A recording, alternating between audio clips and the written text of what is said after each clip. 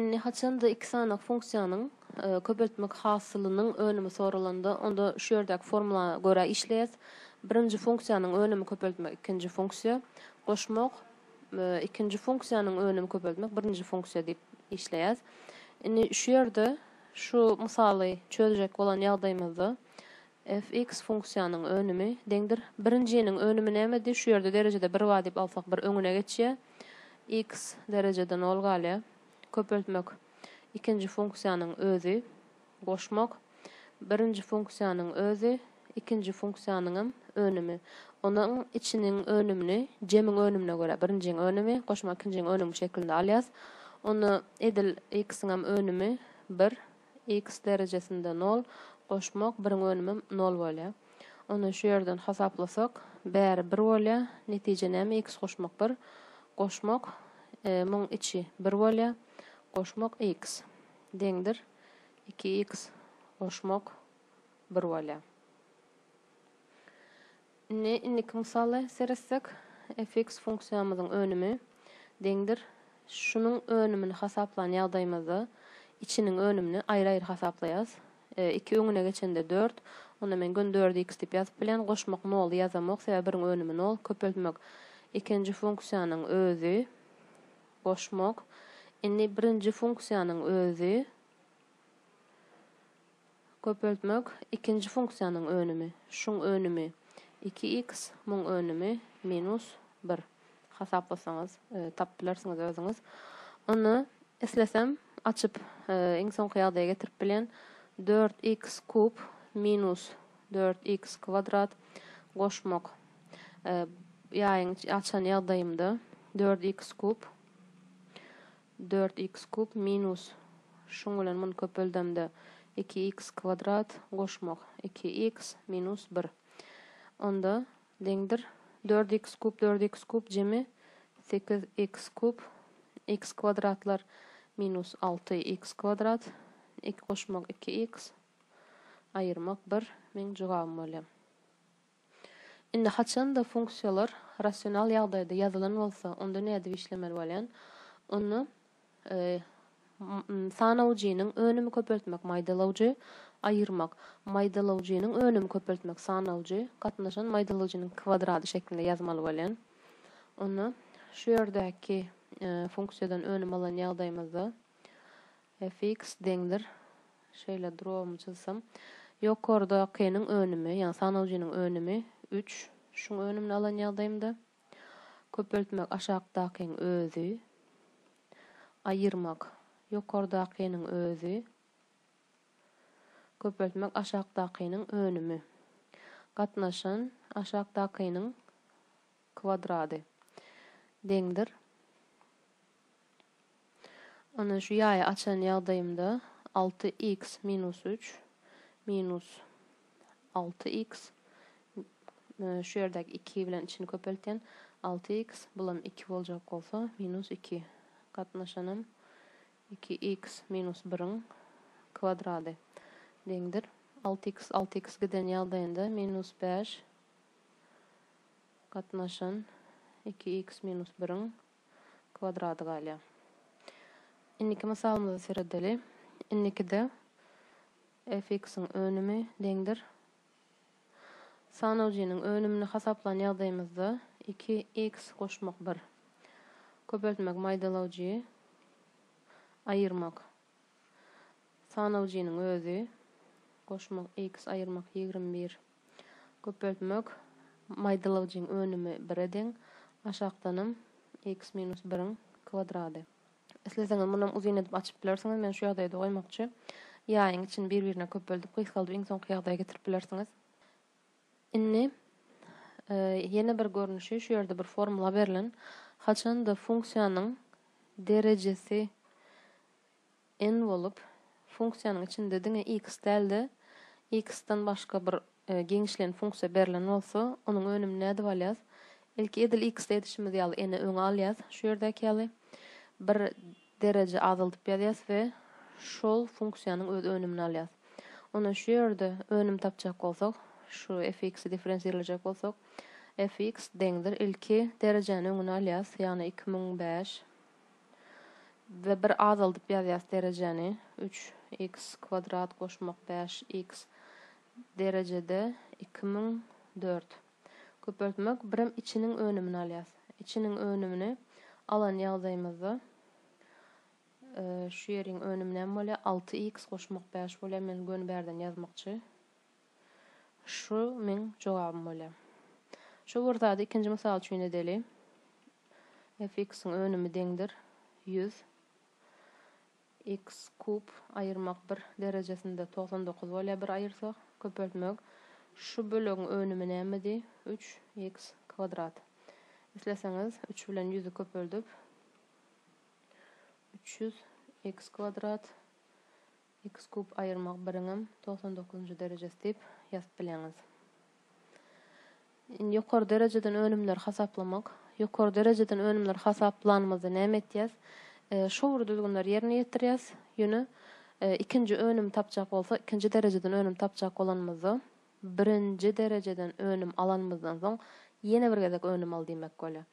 Üçüncü dereceden demek 2 gezek alamazdan soň üçüncü gezegem önüm al diýmek bolýar. Onu şu ýerden şu mysala göre önüm alyp göreli birinji dereceden alal ilki.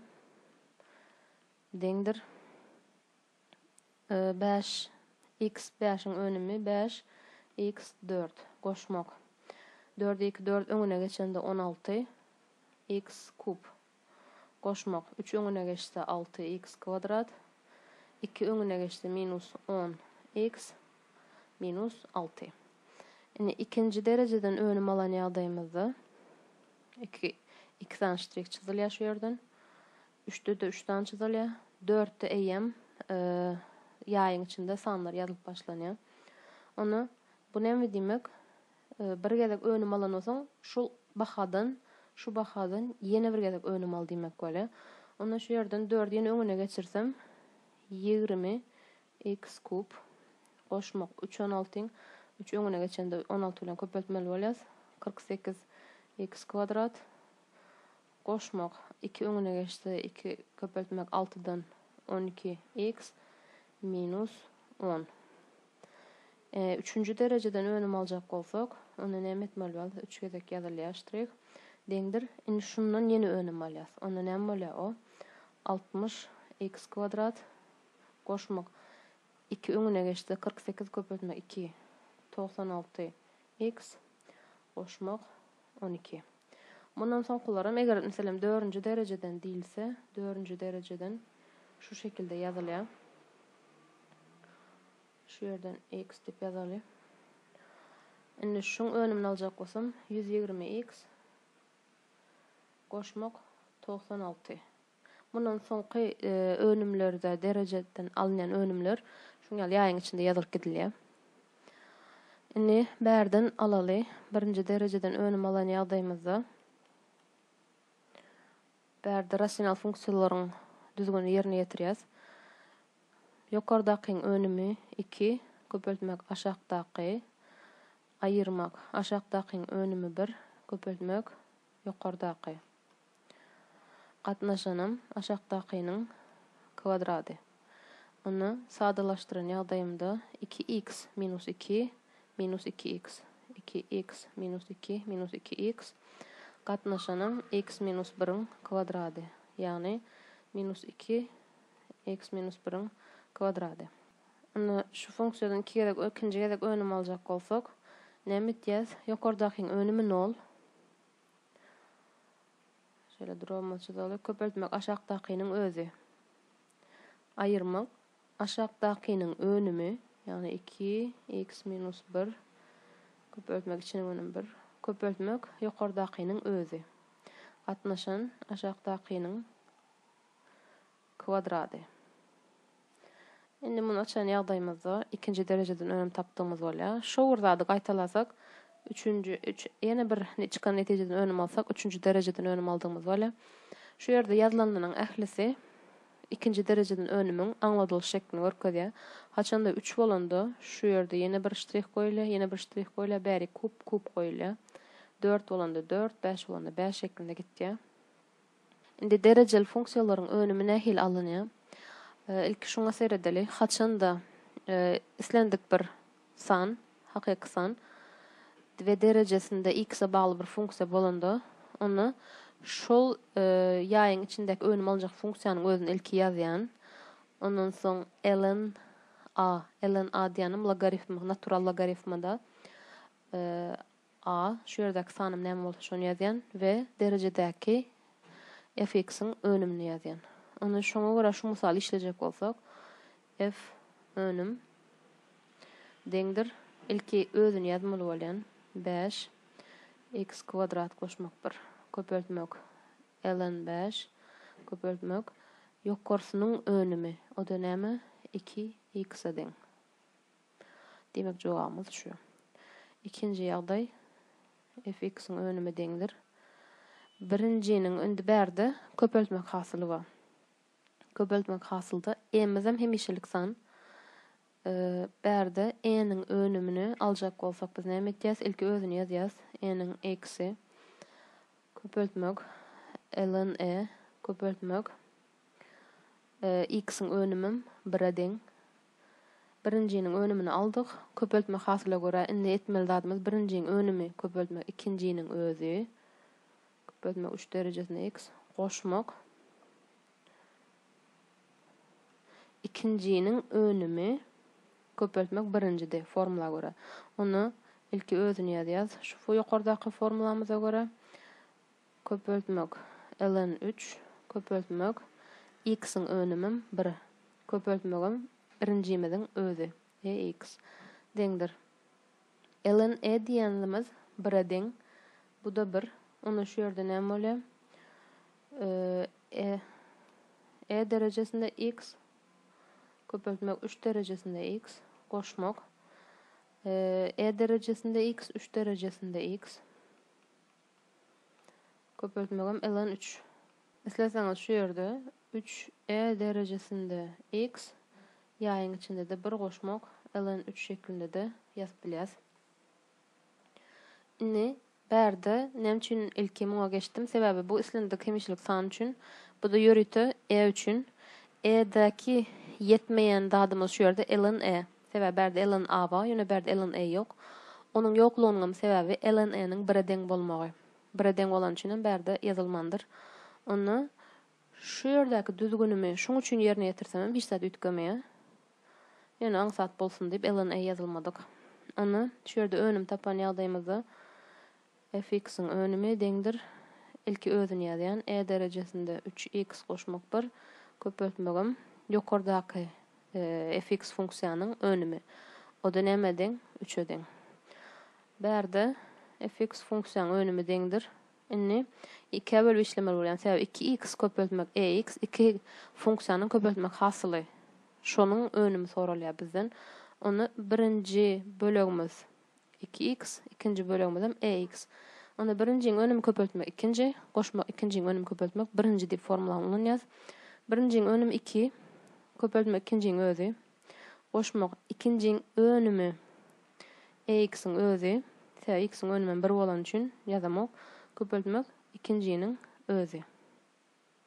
Onu şey diýip ýazyp bilýäs gysgaça 2x ýaýyň içinde 1 goşmak x. Indiki önüm tapmaly mysalym rasional funksiýalara degişli. Onu x'iň önümi deňdir. Şol düzgünüm rasional funksiýalarda ýokardakyň önümi näme deň? Ýokardakyň önümini alan ýagdaýymyzda ilki özüni ýazýardyk. 4x goşmak 1 ln 3 köpeltmegim ýokarsynyň önümidi. O da 4'e deň. Köpeltmek aşagdakynyň özü. Onu x kvadrat minus 1. Uzatsak, ayırmak aşagdakynyň önümi 2x, ýokardakyň özüni ýazan ýagdaýymda 3 derejesinde 4x goşmak 1. Aşagda da x kvadrat ayırmak 1 bolýar.